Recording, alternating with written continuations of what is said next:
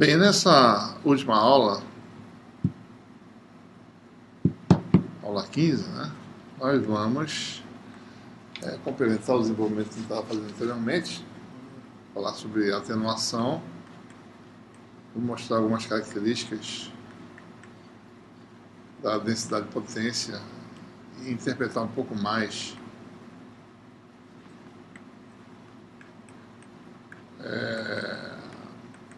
o comportamento dos modos eletromagnéticos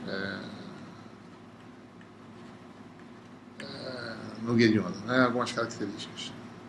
A gente vai completar essa unidade com isso, porque o tema sobre cavidade realmente não vai dar tempo de ser tratado nesse primeiro curso que eu estou dando de eletromagnetismo 2. Ele vai ficar para o próximo curso que deve ocorrer no ano que vem, 2012, né? E aí a gente vai aprimorar, digamos assim, as coisas que vão ser, os tópicos que vão ser dados, né? Então, muito bem. Então, vou falar um pouco sobre isso.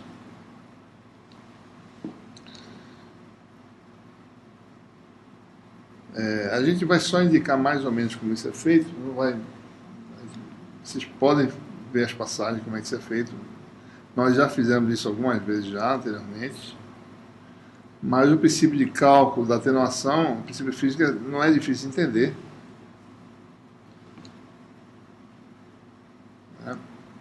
Então, a gente vai usar aquele formalismo, né, que a gente utilizou. Vou fazer aqui.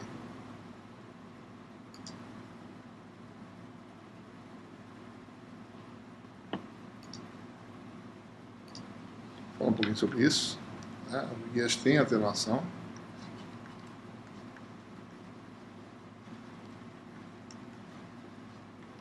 Então, eu vou mostrar o princípio de cálculo da atenuação. Né? É aquele princípio básico. Considere um segmento ΔZ do guia de onda. Vou fazer assim, mais ou menos.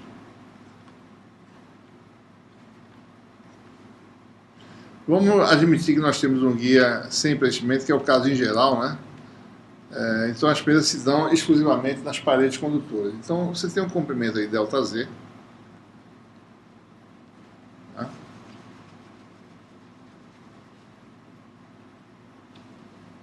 As perdas nas paredes condutoras podem ser calculadas calculando o fluxo do vetor de Poynting para dentro de cada condutor desse. Ora, nós temos H tangencial, né? O H tangencial, lembre-se, né? Ele tem um componente HZ e uma componente HY, né?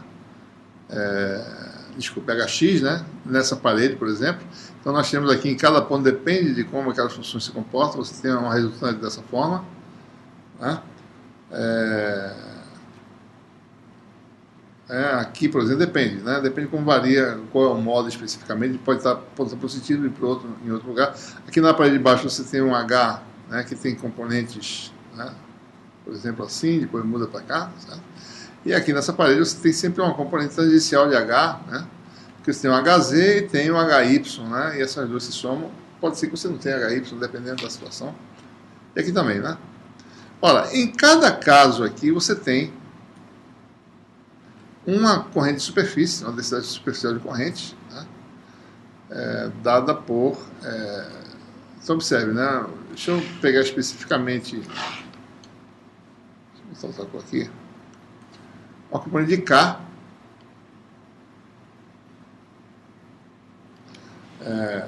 dada por essa expressão, ortogonal,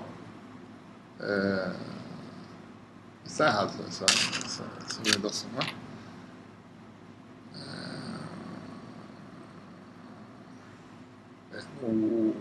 Uma corrente de superfície que faz isso aqui no caso, né? Você teria um H exatamente desse jeito aqui, nessa superfície. Então, em cada lugar você tem a corrente superficial que dá sempre ortogonal ao vetor K. Né? Ora, nós vimos nos modelos anteriores, naquela aproximação em que de onda plana, né, que você tem um campo magnético, né? Um condutor, digamos que você tem aí um condutor,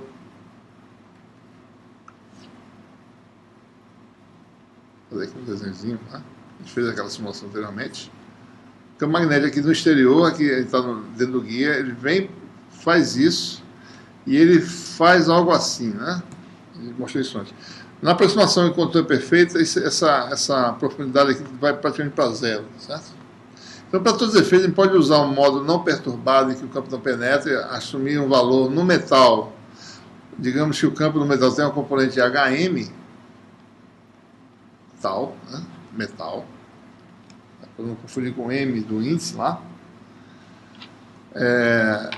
E o campo elétrico, tá certo, é obtido de uma relação simples, né? O campo no metal, o campo tangencial, que não era para existir, no caso ideal, mas ele existe exatamente por causa da condutividade finita, ele pode ser calculado por aquela formulação que a gente já falou anteriormente. É Z do metal, expressão semelhante à expressão do guia de onda, né? Z do metal, N para dentro do metal, vetorial H do metal.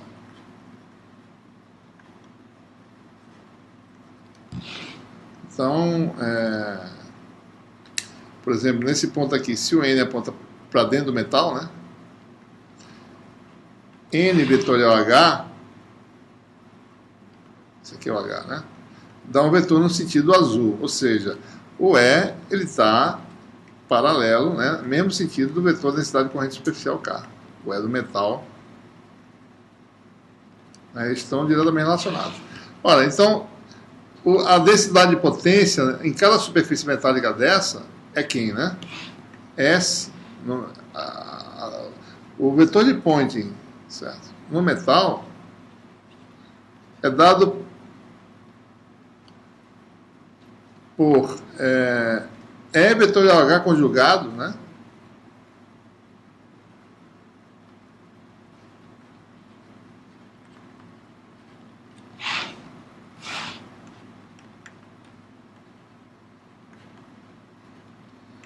É melhor fazer a expressão, aliás, é melhor não usar essa expressão, não, é melhor usar essa expressão, porque o CH do metal. Então,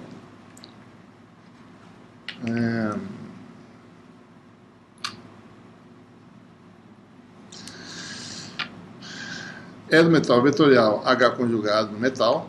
A gente está falando dos campos tangenciais, né, no metal, sobre 2. Esse aqui não tem não, né? Esse aqui está errado. Vetor H conjugado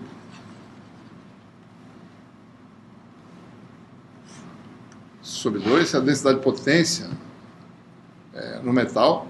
Então, se eu jogar essa expressão aqui, né, eu tenho que S no metal, ou seja, o vetor de densidade de potência na superfície metálica, devido à existência do componente tangencial do campo elétrico, vai ser dado por esse produto triplo aqui. Isso com isso vai dar menos Z do metal sobre 2, tá? Vetorial H conjugado, vetorial H, desculpe, N vetorial H conjugado, né?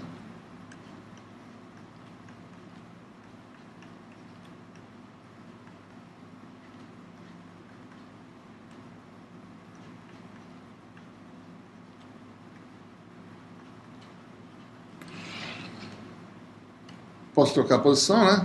Mas boto isso aqui para o lado de cá, ficar vezes produto vetorial, esse com esses dois, então dá esse com esse na direção de N, né, menos esse produto escalar com esse que dá zero na direção de H. Então vai dar produto escalar de H com H conjugado no metal. Então essa é a formulazinha.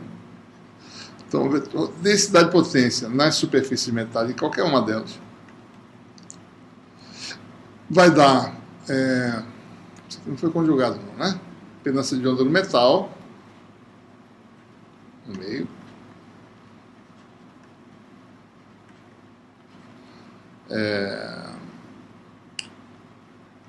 H do metal, né, no metal, na superfície mesmo, na direção N, ou seja, o vetor de Poynting, devido à existência de uma quantidade finita, aponta para dentro do metal, né?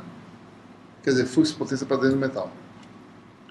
Só lembrando, a impedância do metal é 1 sobre sigma do metal, condutividade DC, profundidade de penetração no metal, 1 mais J.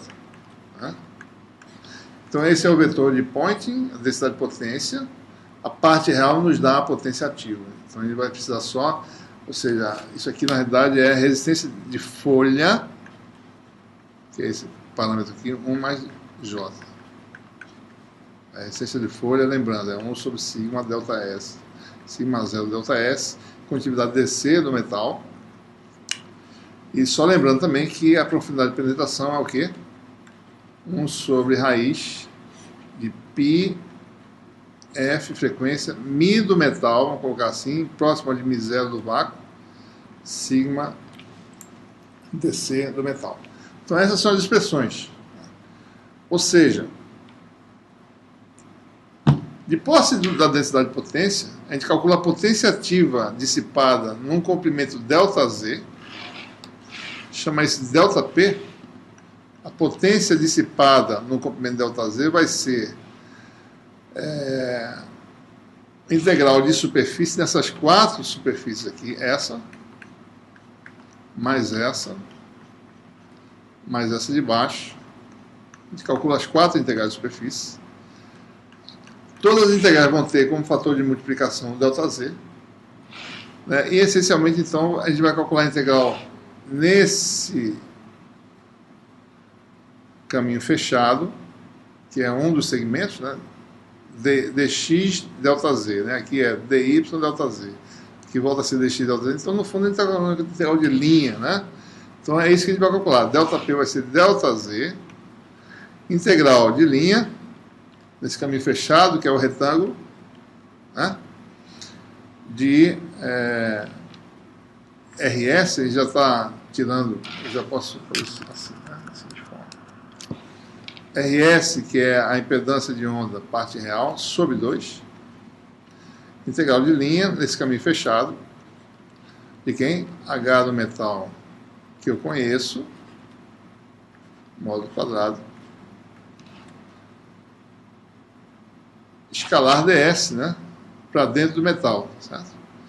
Então, como o vetor de Poynting sempre aponta para dentro, né? N escalar N é 1, então isso aqui vai ser simplesmente dl, né? Onde dl vai ser a soma desses 4 integrais. É muito importante observar que, por simetria, a integral de linha nesse segmento é igual à integral de linha nesse segmento, e a integral de linha nesse segmento é igual à integral de linha nesse segmento. Então, basta calcular 2 dessas, multiplicar por 2, e você tem aí a potência dissipada, e a gente usa aquela técnica, né?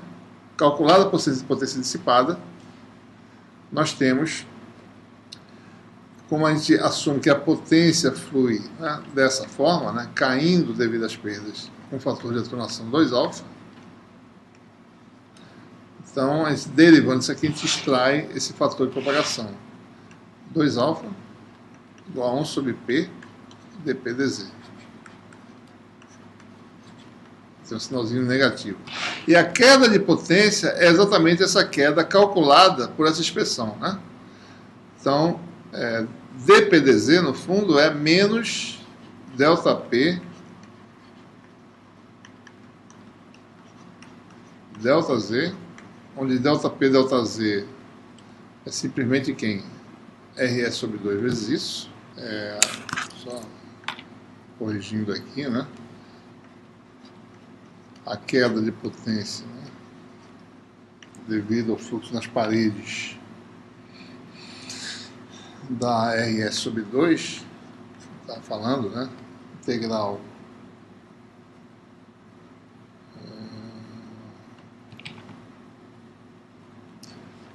admitindo a operação acima do corte, né?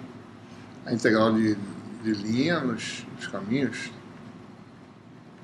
metal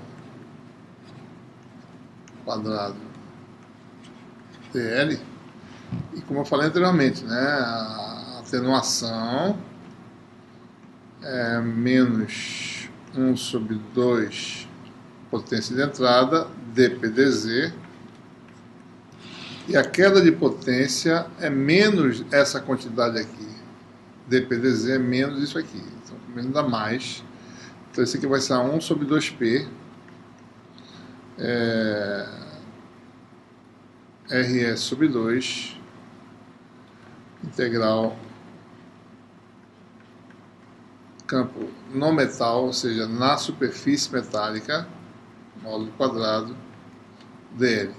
Observe que isso aqui no fundo é o cálculo do campo no módulo Mn, né, nas paredes, que são aonde? X igual a 0, Y igual a 0, X igual a A, Y igual a A. Então, esse é utilizado o campo não perturbado para calcular essa integral. A potência é a potência no módulo correspondente e a gente então tem a constante de atenuação para o módulo. Basta eu calcular isso para cada módulo, Mn. Eu calculo aquela potência que eu já calculei anteriormente, P de Mn. Uso o campo H, Mn, calculo, né? Isso é igual a dl. Observe que para cada situação, só para dar uma ideia, né? Aqui está a parede do guia, novamente.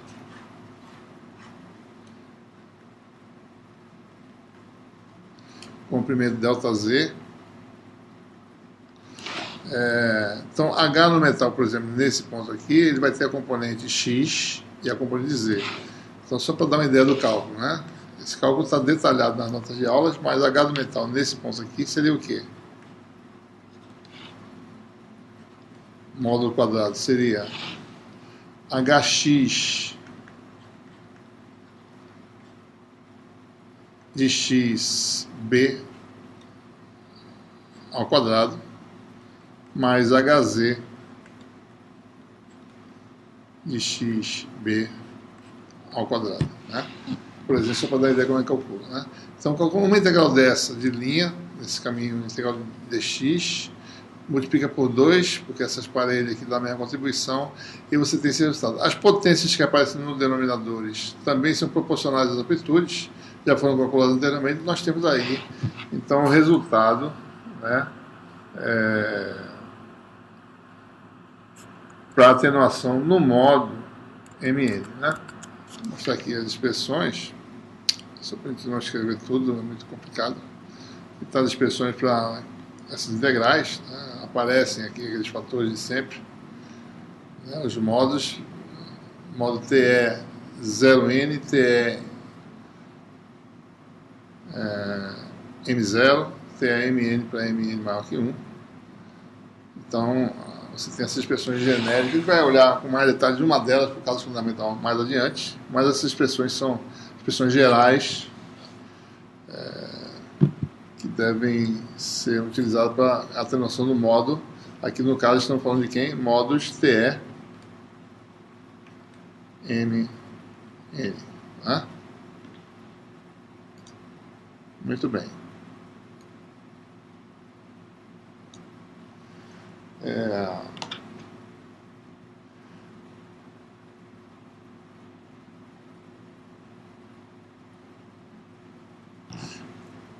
Bom, continuando com o nosso método formal de solução, a gente fez as expressões gerais para os módulos TE, MN, né?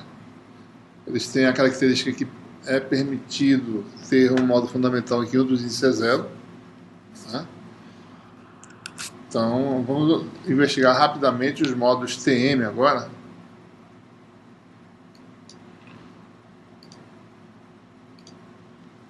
Deixa eu apagar aqui. Então, módulos TM agora, os módulos transversos magnéticos. O campo H é totalmente no plano transversal. E o campo E tem componente longitudinal e componente transversal. E o formalismo é obter solução para EZ, depois obtém-se a solução para o E transversal, e usa-se a relação direta para obter o H transversal, que é aquela relação, né, do produto vetorial com o vetor na direção Z e a impedância de onda do módulo, né? A equação diferencial para EZ é do tipo semelhante, né, àquela para HZ, equação de Helmholtz. Mais uma vez, a gente faz a solução produto, e a solução para EZ vai ser um produto de soluções. gente vai chamar aqui de A, porque a gente vai sempre usar a amplitude para o campo transversal. Aqui não vai chamar de amplitude de E, não. Chamar de uma constante A. A gente vai colocar dessa forma, já antecipando o que vem por aí, que as funções vão ser funções seno, realmente. Kx menos φx, seno de ky menos φy. O módulo TM é mais fácil de resolver. Observe que a gente tem o guia de onda, né? E o campo tangencial tem que ser zero, né? No caso de condutores perfeitos nas paredes, né? Então, deixa eu botar aqui está a direção Z, deixa eu botar só um pedaço do nosso guia de onda.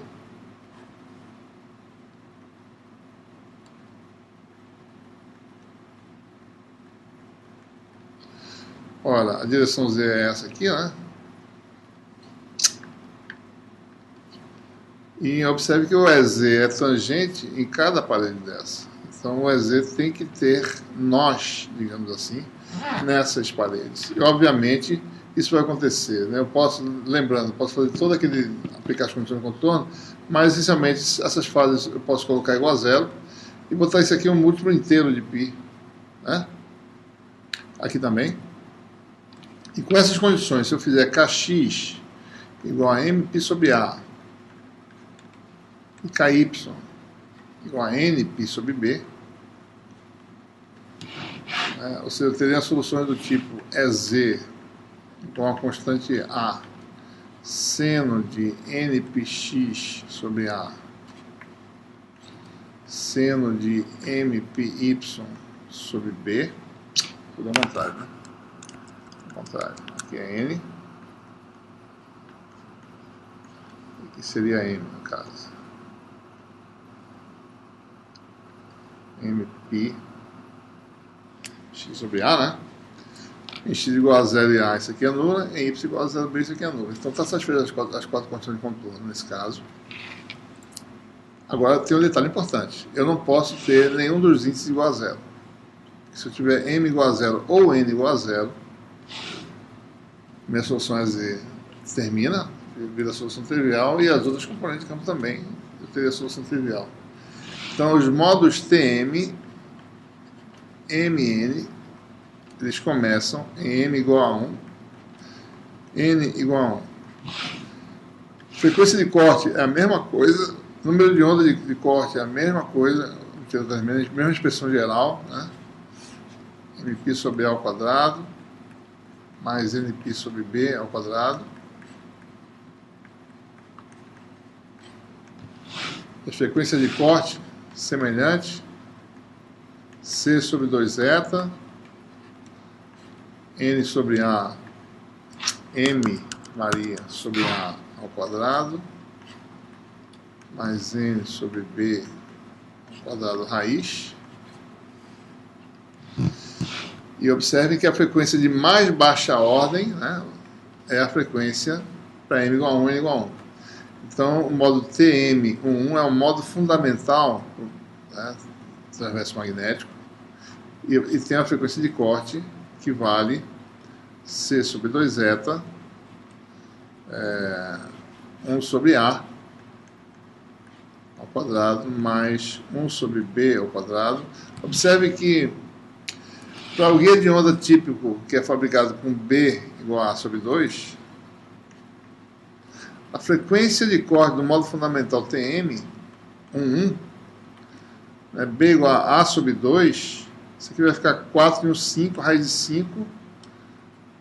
Vamos considerar eta igual a 1, né, meio sem preenchimento. E vai dar C sobre 2A, que é a frequência do modo fundamental do TE, 10, vezes raiz de 5. Tá? Se eu não estou enganado, deixa eu ver, está certo, né? Não, não está certo, está errado. C sobre A, né? Então, C sobre 2A, raiz de 5. Né? 2 ao quadrado, 4, exatamente isso. Que é a raiz de 5 vezes maior. C sobre 2A, deixa eu só checar se está correto aqui. Da frequência de corte. sobre 2 a 4, 5. Tá certo, exatamente isso. Né? Então você teria aí a frequência de corte no modo TM1, aí 5 vezes maior do que a do TE10, né? Bem acima. Então o modo TE11 e TM1 tem a mesma frequência de corte, né? Estão acima do TE10 ou TE01, que é o próximo modo. Então a ordem é TE10, o próximo modo a ser citado é o TE01, depois vem ou TE10, ou TE11, ou TM1. Né? Bom, outros parâmetros importantes podem ser obtidos, né? E os campos ficam aí. Agora, só para a gente mostrar mais ou menos o jeito dos campos, né?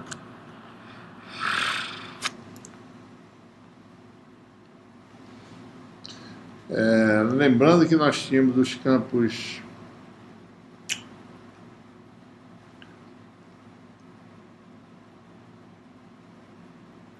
aqui. Impedância de onda, o fator raiz fica em cima agora, porque é invertida a definição, né? Modo TE, ZTE é K sobre beta, né? Z. Modo TM é beta sobre K. Onde lá você tinha uma raiz embaixo, aqui tem uma raiz em cima, né?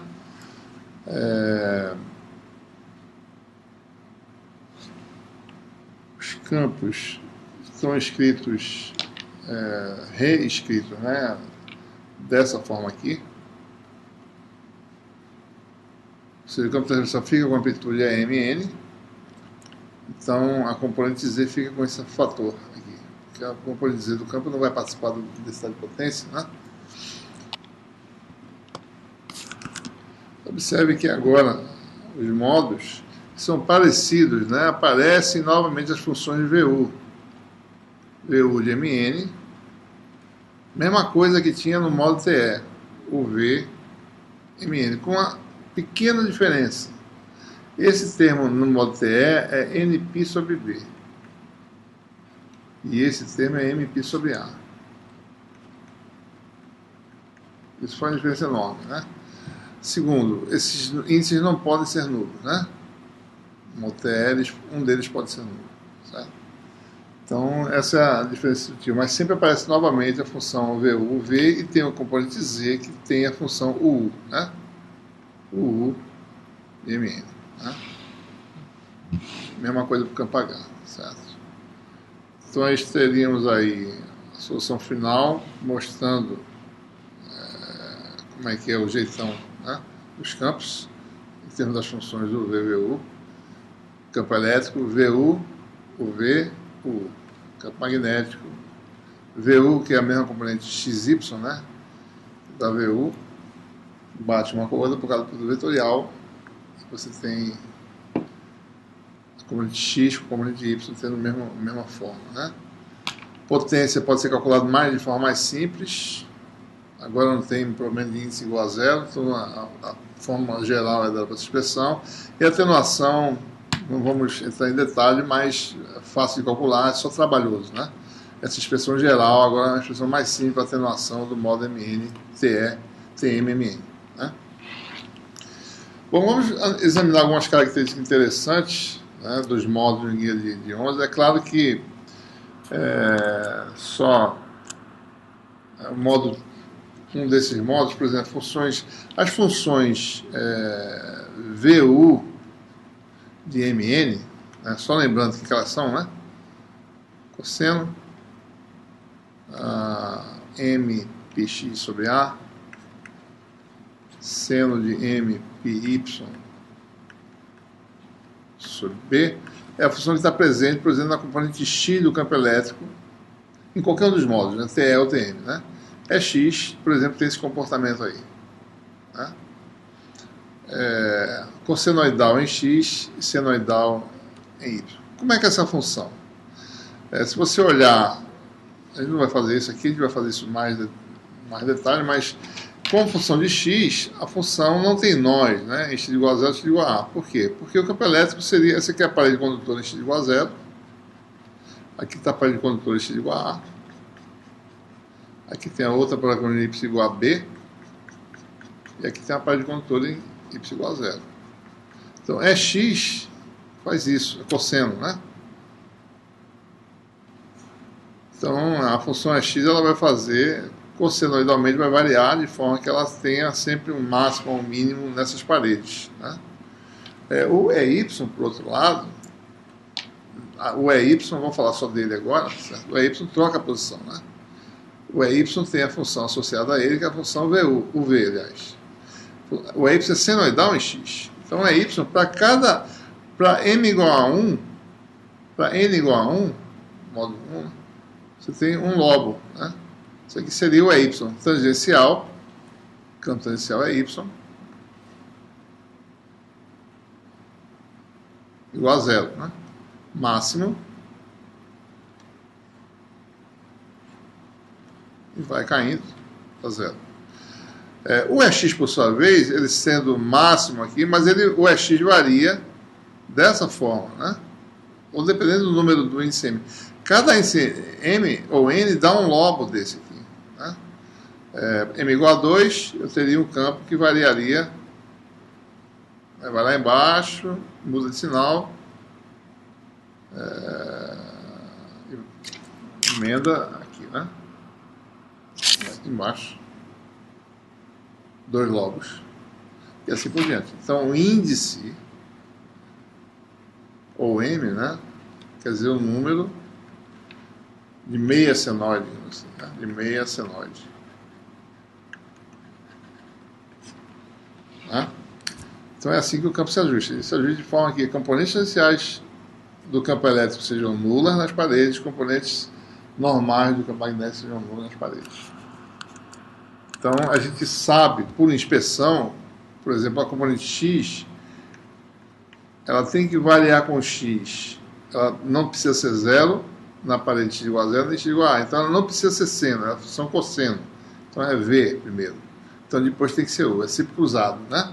VU de Mn. Y é quem? O V de Mn. Então, a gente sabe, pelas propriedades do campo elétrico e do magnético, por exemplo, H, né?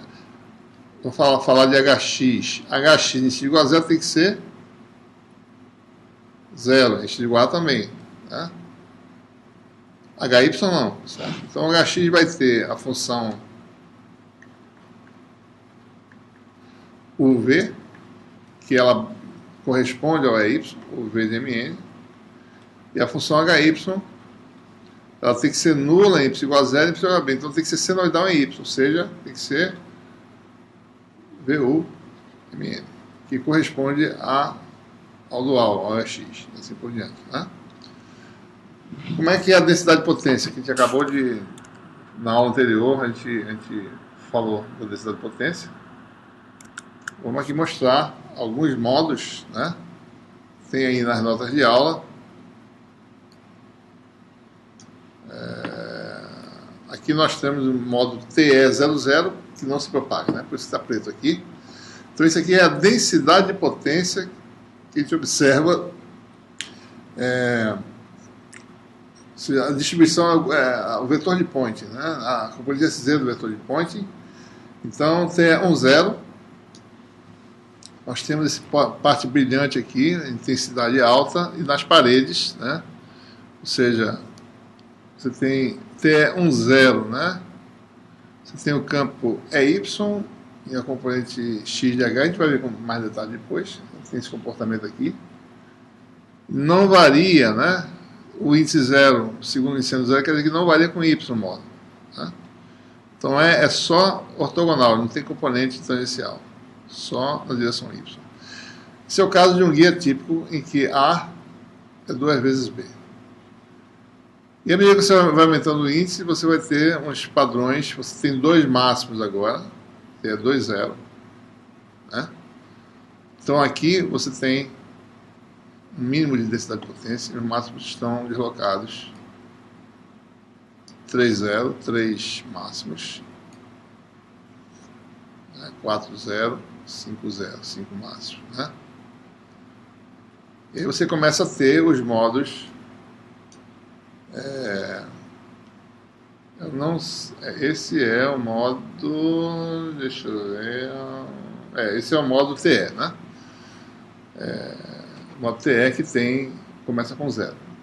Então aqui ó, você começa a ter essas figuras mais, né, os máximos aqui deslocados, mínimo no meio, né? E assim por diante, começa a ter esses padrões de intensidade, né, característicos, né? Esse aqui é o TE22, né, que é o índice 32, 42, 43, assim por diante.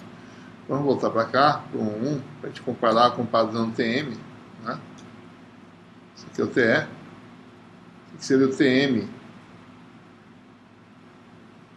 que a gente acabou de fazer. Vou botar ele no modo 1 para mostrar que os padrões são ligeiramente, basicamente por causa dos índices, né? Eles são parecidos, mas o alongamento é diferente, né? Ambos têm um buraco no meio aí.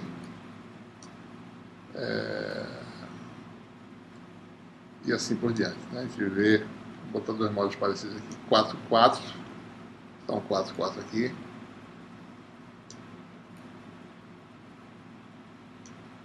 São ligeiramente diferentes, né? O 3, 4 eu acho que parece um 4, 3, se não estou enganado, deixa eu ver aqui. Não parece não. Ele acha que é o complemento um do outro, não é o complemento do outro, exatamente isso. Estão aí, parecem ser complementares, né? Mas o que é importante nessa demonstração é que quando se faz um guia de onda, né, você tem que fazer com que ele opere num modo só, porque senão as coisas ficam difíceis, né? A excitação de guia de onda é complicada. Uma forma típica de injetar eficientemente potência eletromagnética dentro de guia de onda deixa eu mostrar isso lateralmente, né? Inserir uma pequena anteninha, certo? Dentro do guia de onda. Esse bicho daqui seria algo assim. Isso aqui vem um cabo coaxial, né, que essa antena penetra e a onda eletromagnética é excitada, e isso é posicionado a certa distância da parede para melhorar a eficiência do acoplamento. Mas o importante é que, se você não tiver mais de um modo de operação, para cada modo que você quer testar, você tem que ter uma antena diferente. Então é importante que você opere sempre, construa os guias de onda para trabalhar num único modo, de forma que a sua forma de excitação é eficiente. Por exemplo, observe, né? Olhando de frente essa excitação, você teria aqui um guia de onda, deixa eu mostrar aqui do lado, mais ou menos. Aqui um guia de onda visto de frente, e você tem uma ponta de prova entrando aqui, uma anteninha, né? Entrando aqui mais ou menos, e excitando o guia. Ora, então vamos olhar para os modos, né? Certo? Tem um modo T1 0.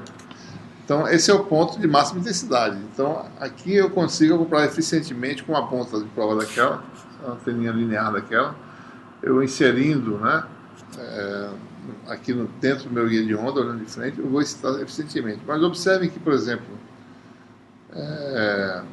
se eu tivesse um modo desse tipo aqui, né, TE20, certo? Se eu inserir uma ponta de prova aqui, ela não vai acoplar.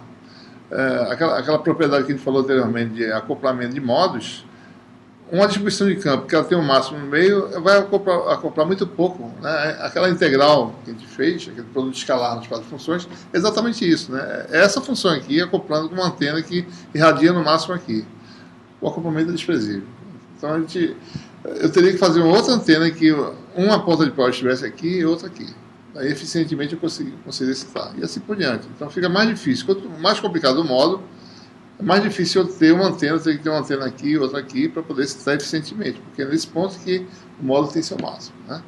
Então daí a dificuldade, daí a necessidade e a importância de você operar sempre no regime monomodo, né? O modo fundamental mais simples possível, de forma a facilitar a construção da sua excitação de guia de onda. Você precisa ter no sistema desse de telecomunicações, né? Muito bem.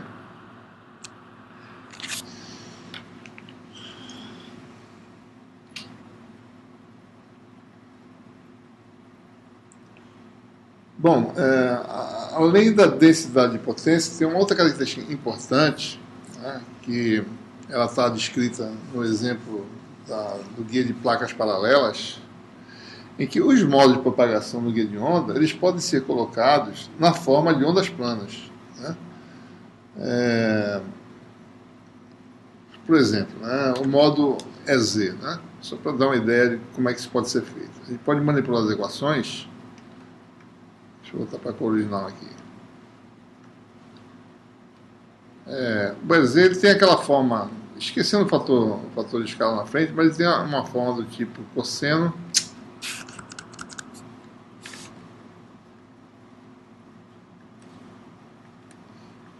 cosseno de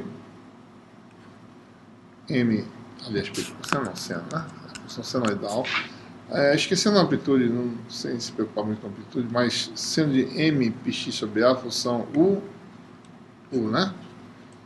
A função u, seno de n πy sobre b.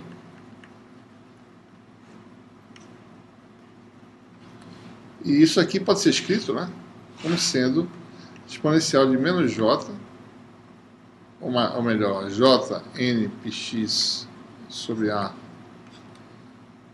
menos exponencial de menos j n πx sobre a sobre 2j vezes, né, um outro fator exponencial de j, novamente m aqui, né, nossa senhora, m,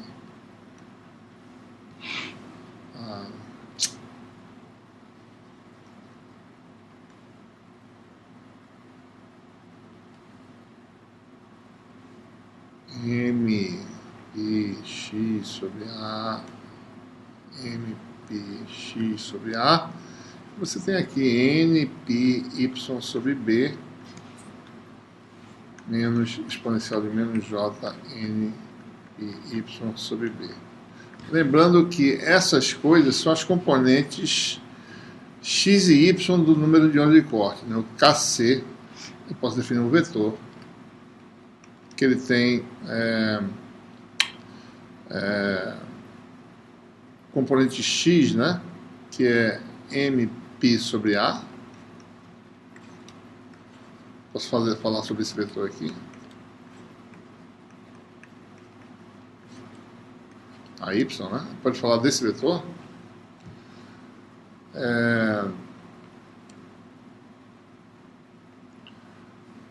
Isso aqui é um vetor, uma possibilidade, né? Eu podia ter aqui mais ou menos isso e podia ter aqui mais ou menos isso. Por quê? Observem aqui nesse produto de exponenciais aqui, que tem um 2j que eu esqueci de colocar. Mas o importante aqui é o seguinte. Aqui eu vou ter um fator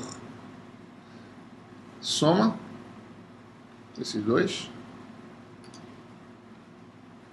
Aqui eu vou ter diferença, esse com esse. Aqui eu vou ter diferença, né? Sinal trocado. E esse com esse me dá soma com sinal trocado. Né? Adicione-se a isso o fator exponencial de propagação do campo EZ, que é o fator exponencial de menos j beta z. Né? Então nós temos 4 opções aí de composição desses fatores exponenciais. Ora, ou seja, nós podemos definir um vetor de onda geral, K de PQ, K, colocado dessa seguinte forma. Vou botar aqui 2 índices, infelizmente vou ter que usar esses índices em cima, para não confundir com os modos embaixo, mas algo desse tipo aqui.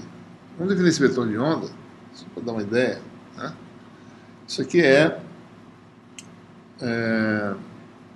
menos 1 elevado a P, então P é só para isso. Né?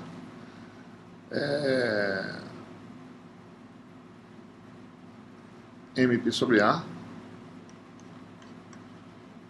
X,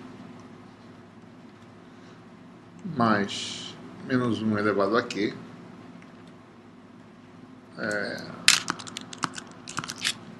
NP sobre B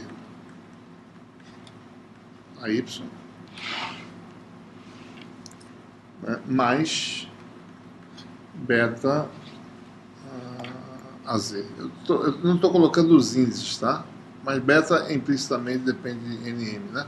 Também não estou colocando o índice aqui embaixo, para não carregar demais a anotação. Mas observe que é isso que nós temos aqui nesses produtos, né? Eu tenho combinações de vários tipos.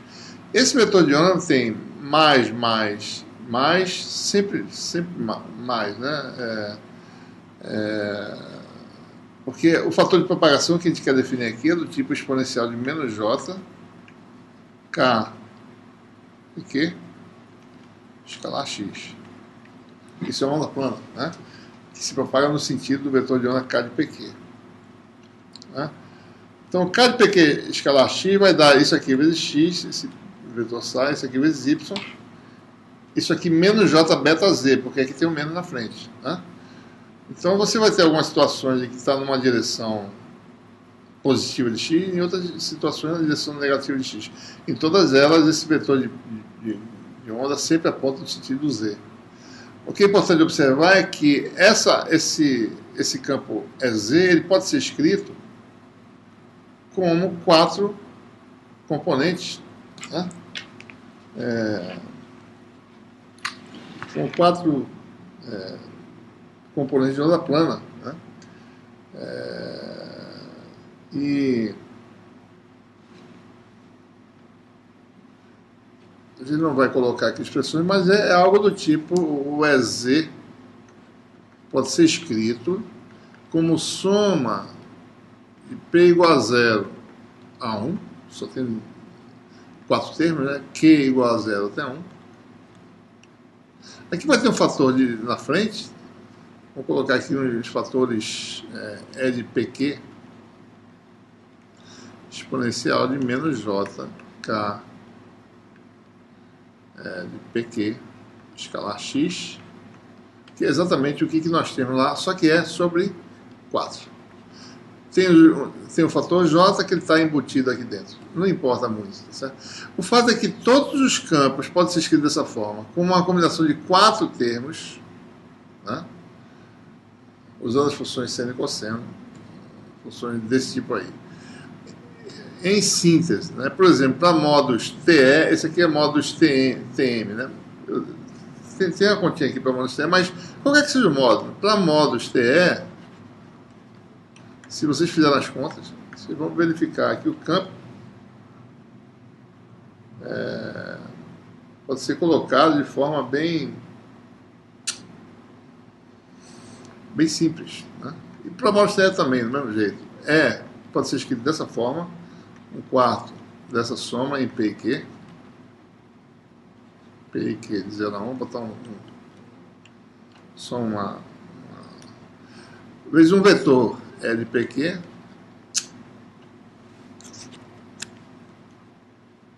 vetor constante, aquele fator exponencial de menos j, k, PQ, em cima.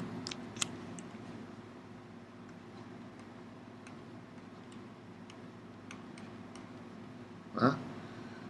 Então, isso aqui é a soma de 4 campos de onda plana. Essa é a forma clássica de onda plana. Como é que a gente identifica isso? Porque o campo H, ele acompanha, ele tem que ter uma forma específica, que é aquela forma que tem a impedância de onda do meio, né? Não é a impedância de onda do guia, mas a impedância de onda do meio. Pode-se mostrar que os módulos guiados podem ser colocados dessa forma. Isso está aí demonstrado nas notas de aula. Então, o vetor unitário na direção do vetor de onda, vetorial, esse vetorzinho aqui.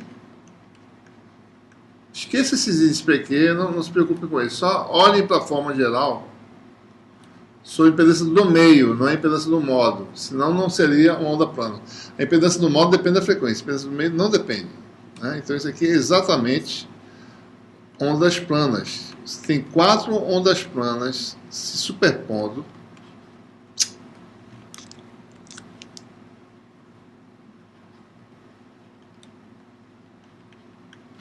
No guia de onda.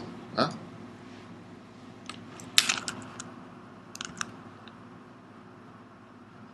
superposição de 4 ondas planas, né? O campo elétrico, o campo magnético de onda plana é dado vetor de onda na direção do vetor unitário na direção do vetor de onda, vetorial campo elétrico sobre um pedaço do meio, né?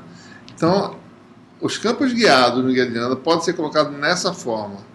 O que quer dizer isso aí, né? Vamos interpretar, certo? Esse índice tem um significado, né? Primeiro, o K, PQ, vamos reescrever aqui e entender direito. O mais importante é entender o vetor de onda, né?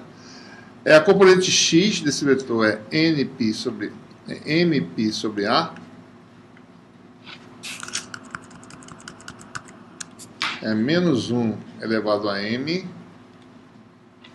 elevado a p, mπ sobre AX,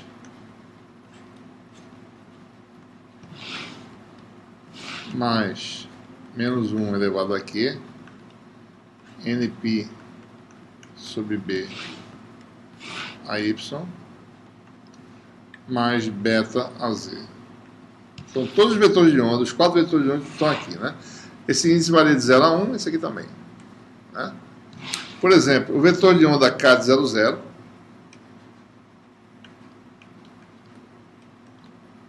é nπ sobre A, nπ sobre A, na direção x, mais nπ sobre B, na direção y, mais beta z. Então, índice igual a 1 quer dizer componente positiva, né? Aliás, índice igual a 0 quer dizer componente positivo. Índice igual a 1 quer dizer componente negativo. O K00 corresponde, olhando de trás, a um vetor de onda que está no sentido x positivo, no sentido y positivo, e sempre no sentido z, né? Ele não vai mostrar, tá certo? É complicado mostrar em 3 dimensões. Mas seria algo desse tipo aí. Deixa eu tirar essa ponta de prova daqui, tentar aproveitar esse desenho aqui.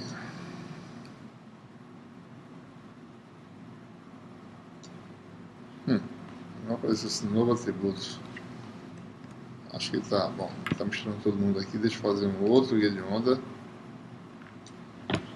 Então observe, né? Nós temos uma superposição de 4 ondas planas. O modo 1,1, eu vou fazer só um vetor de onda, porque ele pode imaginar como esse modo refletindo, né? O tipo de padrão que você veria de trás seria muito complicado. Mas vamos botar só o vetor de onda do modo 0, 0, que é componente x positiva e y positiva, é esse modo, esse vetor de onda aqui. Estou usando o lápis errado, inclusive, né?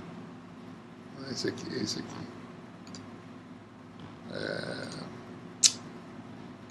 me atrapalha muito, né? Muito bem. Esse aqui é o vetor de onda do modo 0, 0. Modo 0. O vetor de onda dos índices 0, 0. Porque é x positivo, menos 1 elevado a 0, y positivo, menos 1 elevado a 0. O modo 1, 0 é que x é negativo e y é positivo. Corresponde a essa situação aqui, né? Se vocês forem calcular, o ângulo são iguais. Isso é reflexão de verdade, né? Esse aqui é o modo 1, que x é negativo, componente x é negativo, 1, 0. Né? Esse vetor de onda para baixo seria ambos os índices negativos, seria o índice P igual a 1, Q igual a 1. Finalmente, a onda cujo vetor de onda está para baixo, seria y negativo, x positivo, 0,1. Então você tem essa combinação de ondas planas indo na direção z, né, fazendo múltiplas reflexões, segundo uma trajetória. É claro que isso aqui preenche todo o guia, não é assim, mas a gente pode visualizar dessa forma, de uma forma parecida como foi feito no caso de guia de placas paralelas, como está sendo feito no exercício. Então essa é a interpretação, né? Ou seja, como se você tivesse as ondas ricocheteando. Se calcular um ângulo, né? O ângulo, mais uma vez, eu posso calcular um ângulo de incidência, esses ângulos são iguais. A tangente desse ângulo aqui é a componente x do vetor de onda sobre a componente y, né?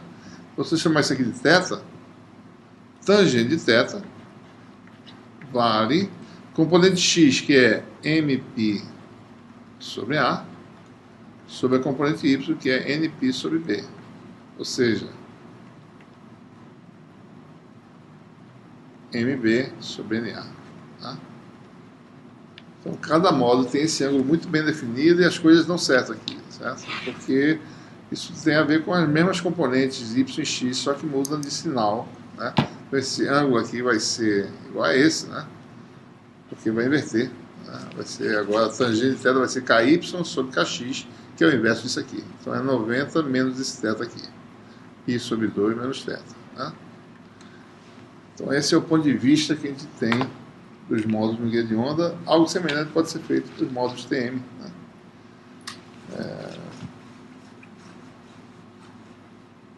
Vamos olhar agora com um pouco mais de detalhe o módulo fundamental no guia retangular e a gente encerra, então, essa última aula, essa 15ª aula.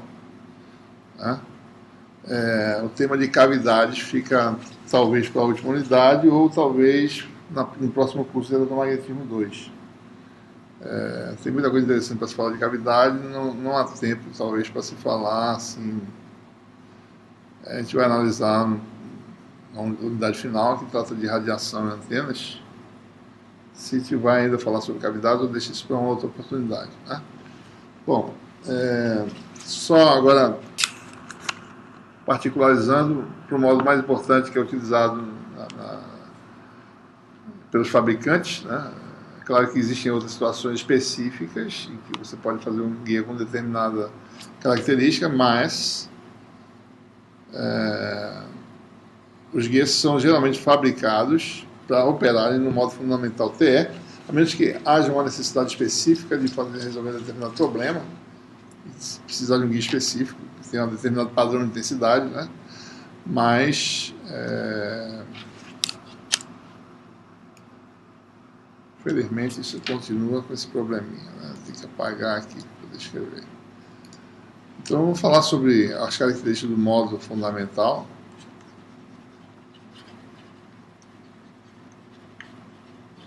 T é um zero. Só lembrando, a frequência, vamos chamar de f de mn agora, a frequência de corte de cada módulo, lembrando que é c sobre 2a, raiz quadrada, né? Vamos admitir que B vale A sobre 2, que é o caso geralmente adotado, a situação adotada. Então isso aqui ficaria com M2 mais 4N2, a fórmula geral. Né? Então o módulo de mais baixa ordem, né, é fácil de ver que é o TE10, né? Tem a frequência de corte C sobre 2A.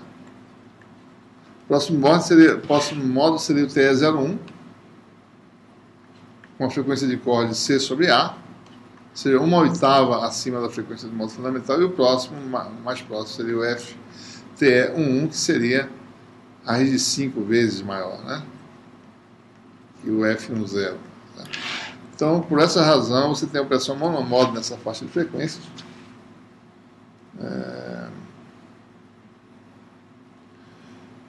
E tem outros parâmetros importantes, né? O número de onda de corte agora, tem expressões específicas para essas grandezas, que tem que o KC10,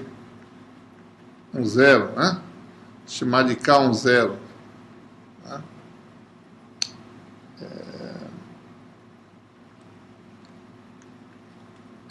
Π sobre A, a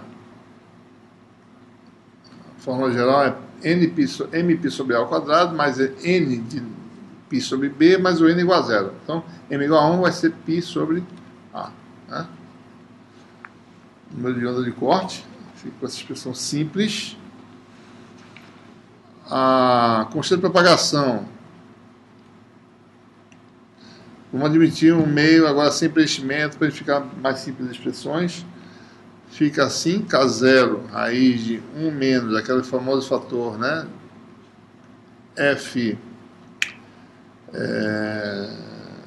10 sobre F ao quadrado. Fizeram a frequência de corte do módulo fundamental. Pressão monomódulo F maior que F10. Tá? Impedância de onda do módulo. Lembrando que ela tem aquele fator embaixo, né? fica a expressão simples. Raiz 1 menos F10 sobre F ao quadrado. E os campos assumem essa forma simples. O campo elétrico ele é inteiramente na direção Y. Né? Tirar algum sinal que porventura existe, a gente vai tirar. Certo? Fica dessa forma. Sendo de πx sobre a Y. Ou seja, um lobo apenas. Né? É assim, né? O campo Y ele tem um nó, tangência é igual a zero, tangência é igual a zero, máxima no meio. Campo H, expressão semelhante, tem que ter o sinal negativo, né? Para dar um vetor de ponto no sentido Z. E sobre Z é um zero, impedância de onda, impedância do modo, função U, seno de x sobre A x. Né? Densidade de potência, que é outro padrão importante, né? Nós já mostramos, né? Mas a densidade de potência na direção Z tem essa expressão seno ao quadrado, né? É por isso que dá aquela máximo brilhante no centro do guia de onda que ele mostrou. Está aqui ainda, né? Vou botar ele aqui. 0. Seno ao quadrado, essa função aqui, né? Então vai dar E2 módulo de A ao quadrado. Vou admitir a operação acima da frequência de corte, então isso aqui não é conjugado, 2E, 1, 0.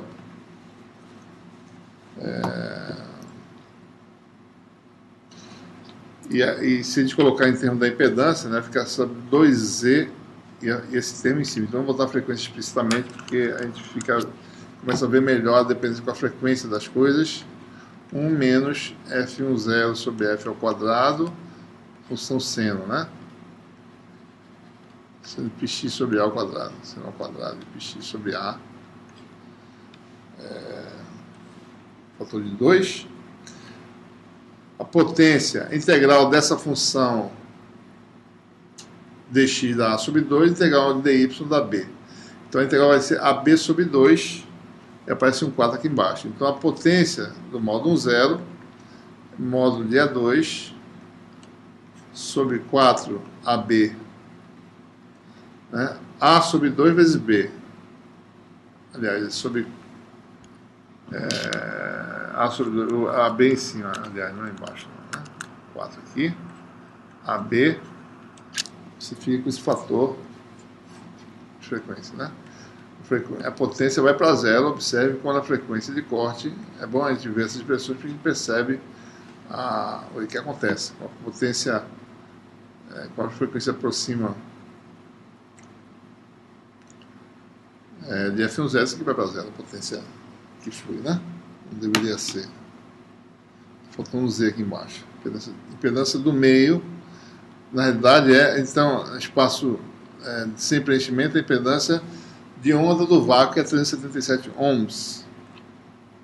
Atenuação, eu não vou deduzir, tá certo? Tem a expressão geral, a gente tem que particularizar e mexer nos parâmetros para obter a expressão, mas dá algo desse tipo aqui, né? Atenuação dá uma função da frequência. É importante observar essa função porque ela indica, né, como a atenuação varia com a frequência, já levando em consideração a profundidade de penetração, né, já levando em conta a condutividade, ou seja, apareceu a resistência super de folha, que lá tem a profundidade de penetração, que depende da condutividade e da frequência. Então tudo isso está sendo levado em consideração. Inclusive aqui aparece a permeabilidade do metal, que veio lá da profundidade de penetração. Então aí estão as funções da frequência, e isso tem mais ou menos esse jeitão aqui, né? A atenuação cai à medida que a frequência aumenta, né? Ou seja, à medida que o campo é expulso do metal, cada vez mais expulso do metal, então você tem menos atenuação no guia de onda, né? A operação, ou seja, favorece operações de altas frequências, né?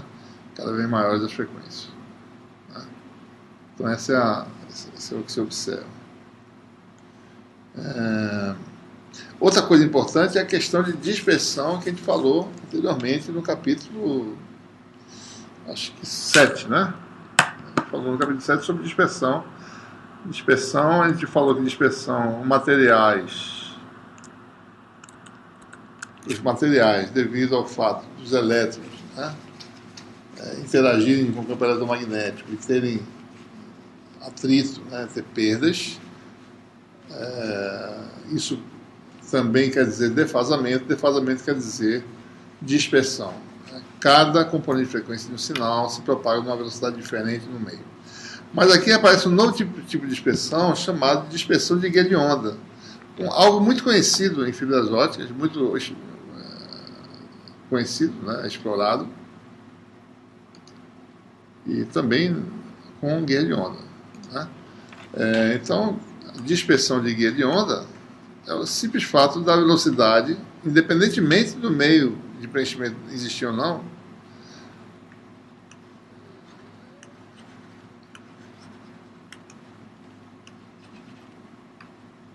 advém do fato da constante propagação beta variar com a frequência de uma forma não linear. Quando a variação com a frequência linear, então a velocidade de grupo, né, a velocidade de fase não varia com a frequência, mas aqui varia. Vamos dar uma olhada nisso. Vamos agora simplificar um pouquinho a notação. A constante de propagação no modo T1 0, beta 0, vamos chamar de beta. A frequência de corte, vamos chamar de FC. Nós já conhecemos esses parâmetros, né? Frequência angular, chamar de ômega C. Então, dessa forma, o beta fica com essa expressão aqui, K0, raiz de 1 menos FC sobre F, FC sobre F é igual a ômega C sobre ômega. Então, você quer 1 menos ômega C sobre ômega ao quadrado. Né?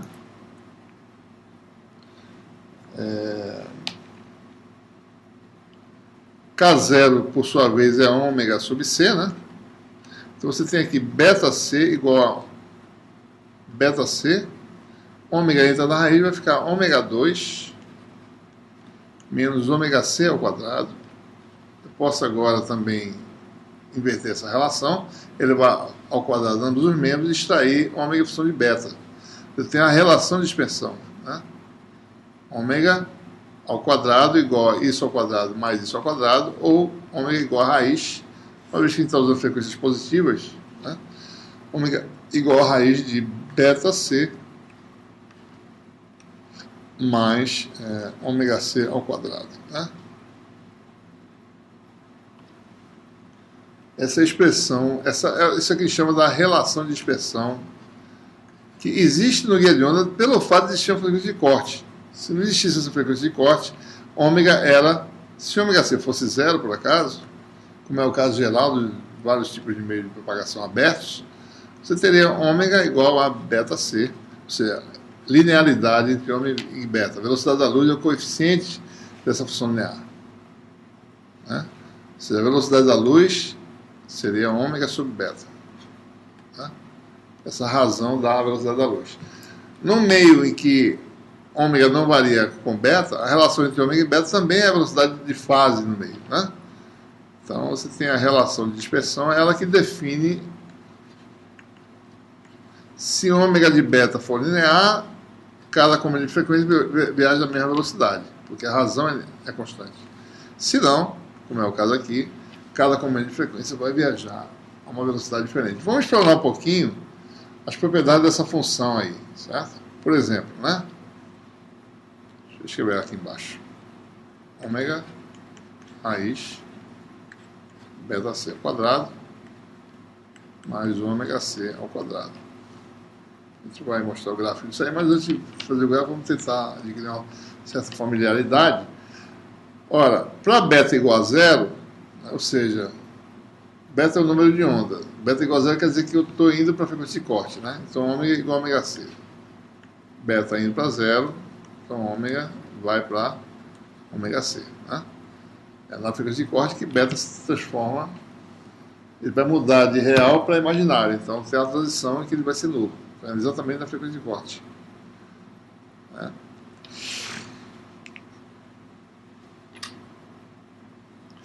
Se esse parâmetro, isso aqui é uma característica, se isso aqui for muito maior que isso, ou seja, se beta-C for muito maior do que ômega-C, o que acontece?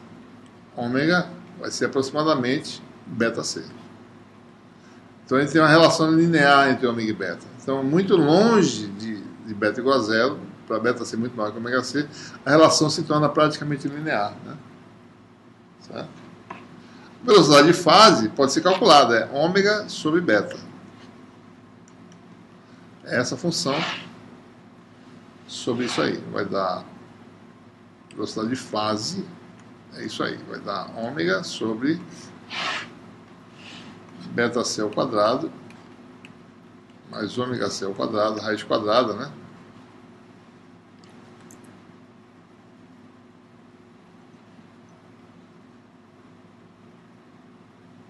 Estou fazendo errado, né? Isso não é ômega sobre beta, não. Isso é ômega sobre ômega. Peraí, volta aqui. Ômega sobre beta, que beta está aqui atrás.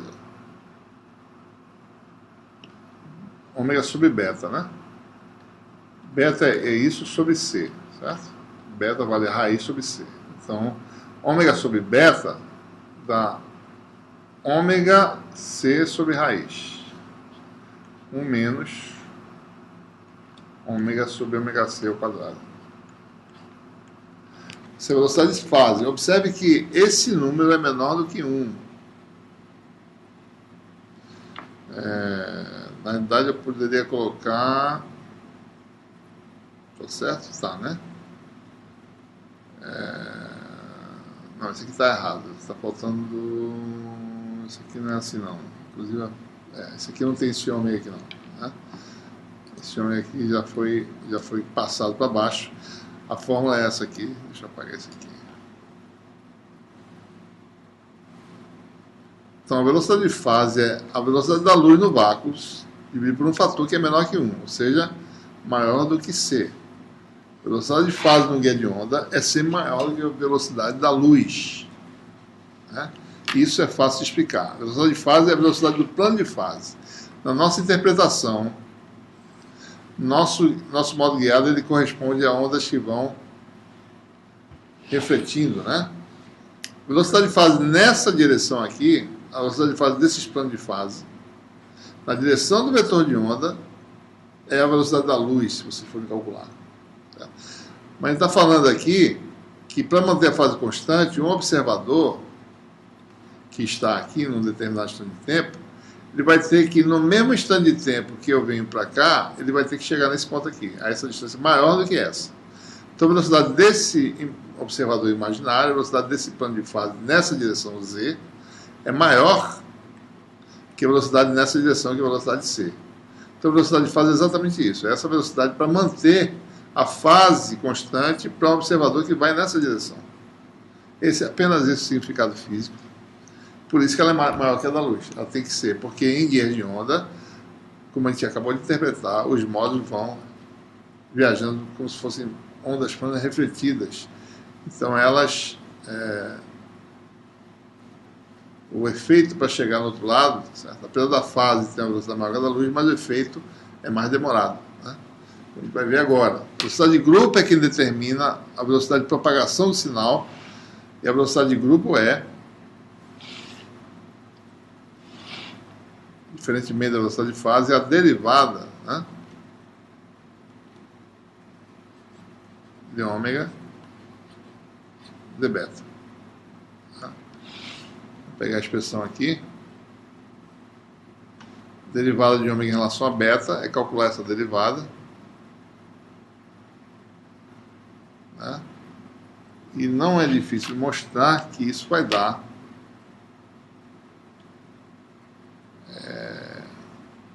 C2 sobre a velocidade de fase. A velocidade de fase está aqui. Né? A velocidade de fase é maior que a da luz, a velocidade de grupo, por sua vez, é menor que a velocidade da luz. Né? A velocidade do fluxo de energia, do fluxo da informação, a gente já mostrou anteriormente, pode se mostrar também usando calcular o fluxo da energia no guia de onda, vocês vão ver que a velocidade do fluxo de energia, usando o teorema de Point, é igual à velocidade de grupo, que é dado por essa expressão aqui. Então, como é que essas coisas são vistas no diagrama de dispersão? Deixa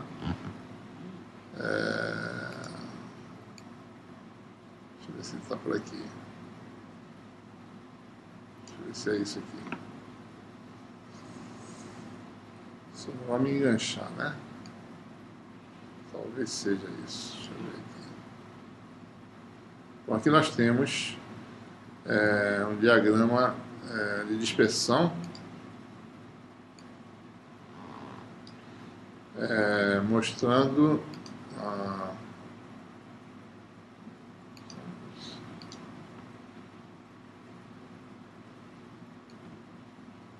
cadê? Não é esse função. Não é essa. Deixa eu ver se é isso aqui. É exatamente isso aqui. Então nós temos aqui a nossa... Deixa eu mostrar com mais detalhes aqui. Diagrama de dispersão mostrando, né? Essas são as assíntotas da função ômega de beta. Mostrando que para a frequência, isso aqui é frequência, isso aqui é número de onda, né? À medida que a frequência, que o número de onda aumenta, então a tendência é esse diagrama se tornar linear. Velocidade de fase e velocidade de grupo são essas. Não está rodando, né?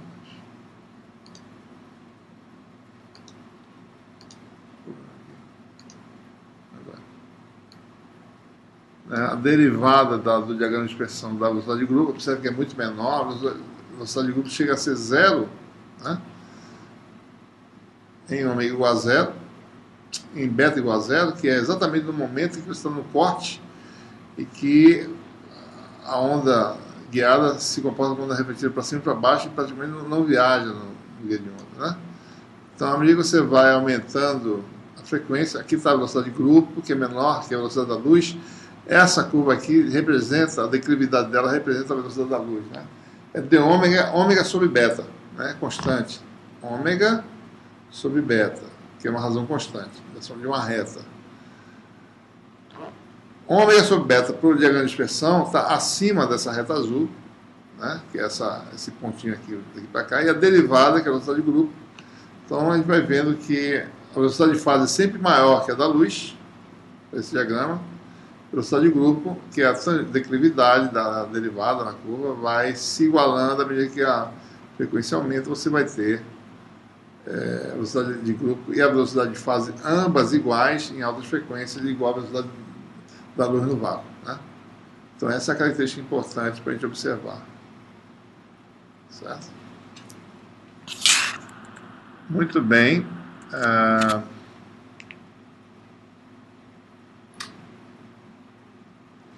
Bom, acho que a gente fica por aqui para essa última aula dessa unidade.